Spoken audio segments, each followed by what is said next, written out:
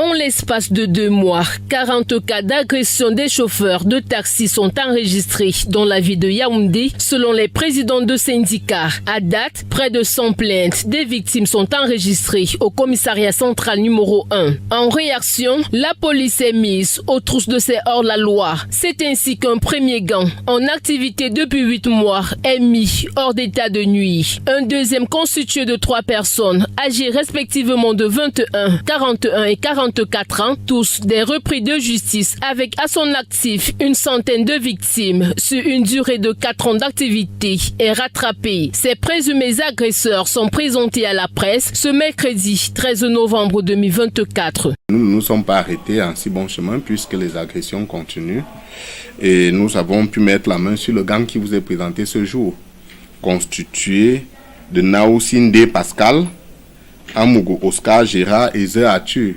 tous des repris de justice coutumiers d'agression dans les taxis, faits pour lesquels ils ont d'ailleurs été emprisonnés, puis libérés après leur temps de prison.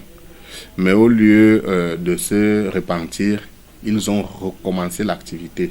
Ces hors-la-loi ont des mêmes stratagèmes pour appâter leur proie, ce qui a alerté les éléments de la brigade anti-gang qui sillonnaient les lieux. Ils tombent dans le filet des éléments du délégué général à la Sûreté nationale Martin Bagangele qui sonne la fin de la récréation. Après avoir transporté Dame et Fangono, José et Viviane, tout de suite ils ont commencé leur activité en lui foutant la tête au bas du siège, menaçant leur procédé habituel.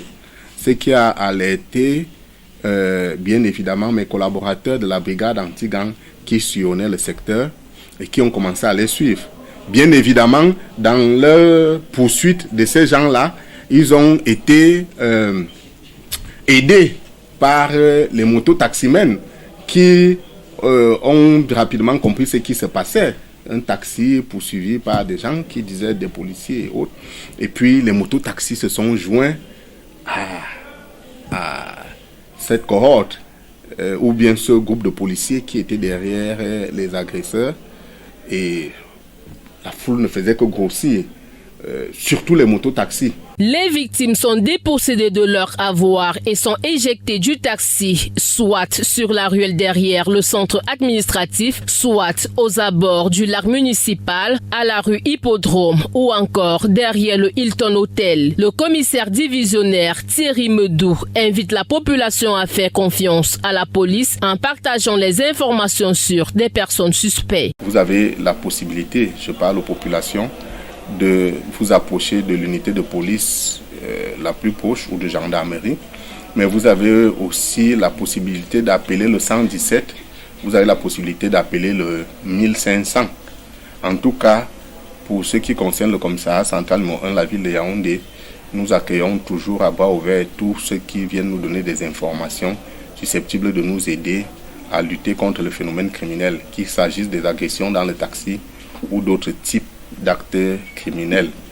Nous sommes donc ouverts et ils peuvent être sûrs que nous avons le savoir-faire nécessaire, non seulement pour protéger nos informateurs, mais aussi pour mettre en échec ceux qu'ils dénoncent. Les autorités appellent les usagers à la vigilance en évitant les taxis avec les vitres fumées et les portières qui s'ouvrent uniquement de l'intérieur et ne disposant pas de numéro de portière et ceux qui circulent en châssis, entre autres.